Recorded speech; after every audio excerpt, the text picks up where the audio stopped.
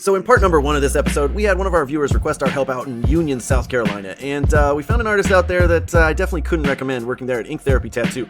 But unfortunately, there's only 2 studios to speak of there, and the second studio, I don't know, they weren't great, but they weren't horrible either. And you guys often will recommend a lot of artists to us for the show, and most of them fall into the category of decent. You know, about 80% of the tattooers that exist fall into the category of decent, where they're not horrible, but they're also not mind-blowing. And on this show, we like to show either the best or the worst. That's what it's all about. And so, if you live there in Union, South Carolina, I would strongly recommend traveling. Traveling up to Spartanburg there. It's only a half-hour drive. That is where we found an incredible artist that we just had to showcase. So, stick around.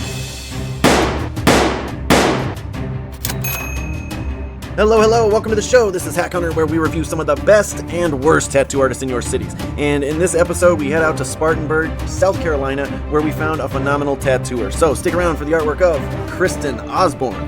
Now, you can find her working at the Gallery Tattoos, where they have an incredible roster of artists, just a really large roster of artists, and they all have their own unique, different styles, varying styles, so I love to see that when a studio can accommodate different demands from clients with different artists that perfect their style, and they absolutely do that. If you want to check out Kristen's, it is Kristen Osborne Tattoos on Instagram, so always do your own research, guys, but let me show you what I found. Boom! Gonna start out with this one right here, these little pomegranates. You know the bee is loving it. I'm gonna zoom in here on some of this detail because this is pretty much what I found in her portfolio, and she does a lot of this style of art. It's sort of an etchy, illustrative style, fine line style.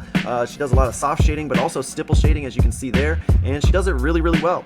Now, some of the other things that I found was her color work looks very, very nice. Some either neo-traditional work here, or maybe it's kind of borderline new school, but she did a great job on it. The color blends are great. The design is great. It's very, very smooth. Minimal trauma to the skin. You can see there's not much redness around the skin, especially right here on the bend of the arm. That's what you're looking for in an artist. If they can work on these delicate areas without causing any blowout or bleed out or damaging the skin too much, then that's a big show that they know what they're doing and they got their application technique down.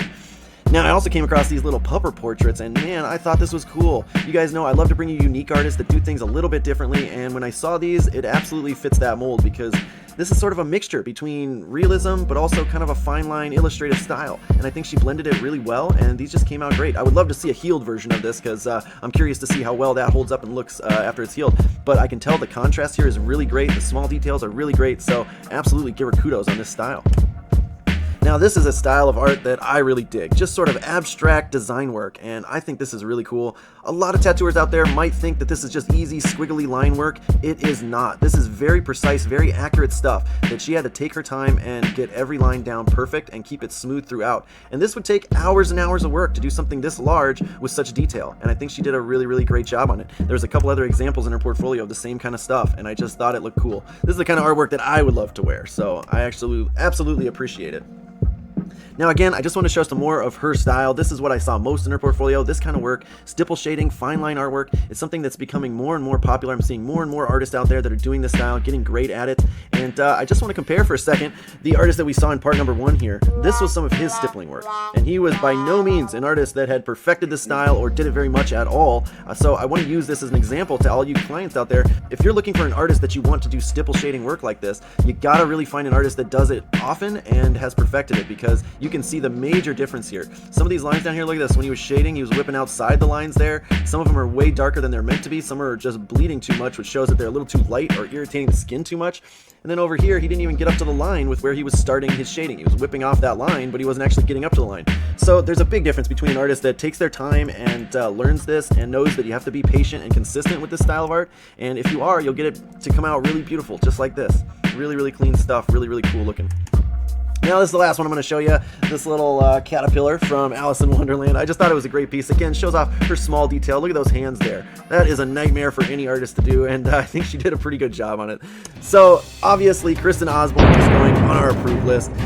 So that's it for this episode. Check out part number 1 if you haven't seen it, guys. Otherwise, we'll see you in the next city. Bye-bye.